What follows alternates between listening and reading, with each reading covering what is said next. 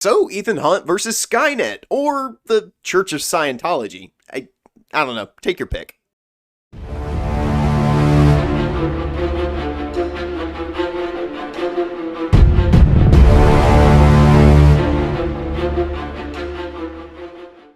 So Mission Impossible Dead Reckoning Part 1 is a new entry in the Mission Impossible franchise. This franchise is older than I am.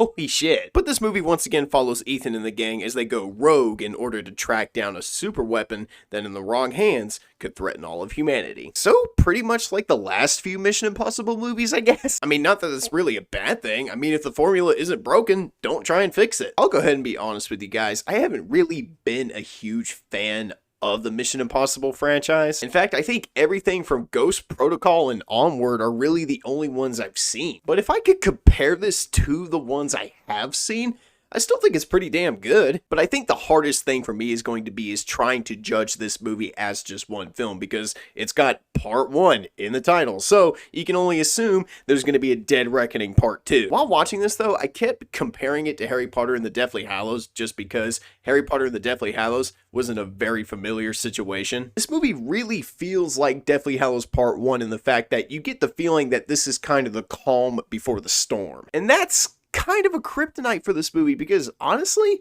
the first hour and 30 kind of bored me a bit. You got your typical things that make a Mission Impossible movie a Mission Impossible movie. Main one, of course, being Tom Cruise. And let me just say, at 60 years old, this guy, wow. I remember when I talked about Top Gun Maverick last year, I said he is probably one of the last true action stars in Hollywood. He's the only 60-year-old I know that's driving dirt bikes off of cliffs and then parachuting onto trains. The guy is just an absolute madman, and you cannot convince me that he is not going to die doing this one day. And of course, him being part of a Mission Impossible movie, he does pretty much all the things that you would expect Tom Cruise to do in a Mission Impossible movie. You got him going off the grid and going rogue, doing a crazy over-the-top stupid-ass stunt like I already mentioned. And then of course, my favorite, a fucking tracking shot of Tom Cruise just hauling ass down a hallway or on top of a building. Classic. And Tom Cruise does a really good job of kind of carrying this movie through the first half. Him and Hayley Atwell. Their dynamic is kind of what really drives this movie, and I'll be honest, it kind of took me a second to realize that was Hayley Atwell anyway. I was kind of like, damn, I know this chick. Where have I seen this?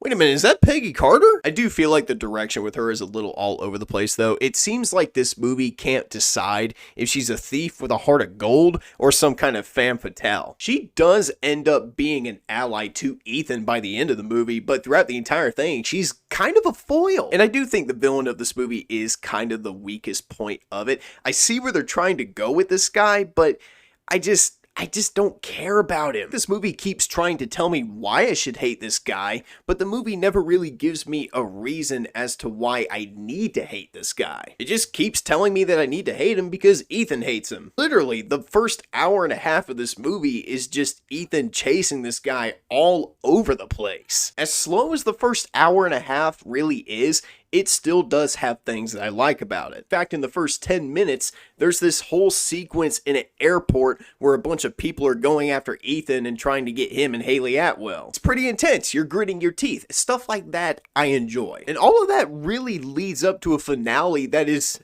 actually pretty damn sick. Everything involving the train and Tom Cruise jumping off the cliff and landing on it was pretty damn sick. The last 30 minutes of this movie is absolutely insane, and I loved every single second of it. And it really makes me wonder where they're going to go in Dead Reckoning Part 2, because this movie leaves off on a cliffhanger that, like I said, sets you up for the second one. And I'm really kind of hoping that Dead Reckoning Part 2 will be the Deathly Hallows Part 2 of this franchise. If I had one final complaint about this movie, it would probably have to be that things just kind of happen when the characters need shit to happen. There's some pretty convenient ass shit that goes on in this movie. I don't know if it just happens to be an editing error or if it just happens to be the way they wrote the movie, but either way, it did kind of take me back a bit. And other than that, that's it. In the end, guys, Mission Impossible Dead Reckoning Part 1 was a pretty cool kick-ass summer flick. I thought Tom Cruise was great. I thought Hayley Atwell was really good.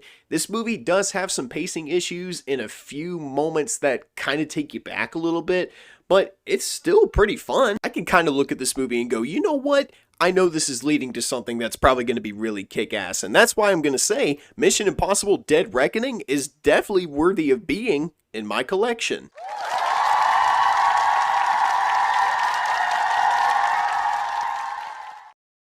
Anyway, thank you guys so much for watching. Drop a like, leave a comment, and subscribe if you're new to the channel. And thank you guys so much for joining me on my review for Mission Impossible Dead Reckoning Part 1. I'm sorry if this review seemed a little off-paced.